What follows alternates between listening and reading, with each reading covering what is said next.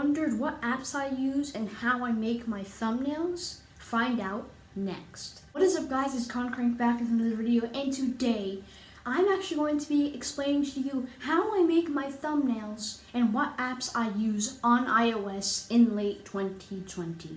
I used to use the app Fonto, which is a mobile app that you use on iOS and Android as well, but I felt that was a bit too basic, so I upgraded to Canva. Canva is on mobile and PC, so I use Canva to make my thumbnails, and it has a bit more of a range of what I can use, and that's how my thumbnails are getting a teeny tiny bit better. So I was explaining what app I use. Now let's show you how to actually make a thumbnail on iOS on Canva.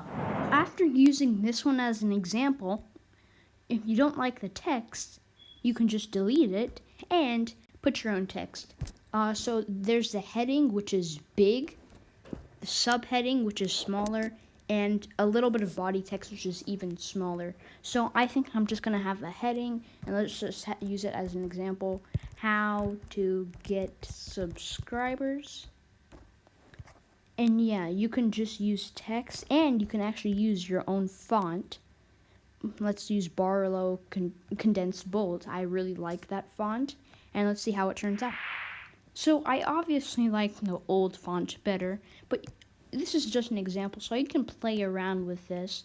And Canva is also free, so you can get something called Canva Pro, which costs money. But I think if you have basic Canva, I think there's no difference. Maybe you can do a bit better with Canva Pro, but I recommend having the free version first, and then you can actually get the money version. Another thing you can add are some photos you have. So look at this. So this is a little photo I have of one of my past thumbnails, so I can just use this and add it, and I can move this font out of the way. And you can also change this font to something else. Whoops. Oh, by the way, you can also add another page, which is pretty cool. But I think this is really a simple thing to do.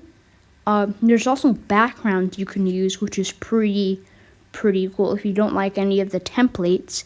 And you can use elements, which have lines, frames, and I also saw grids.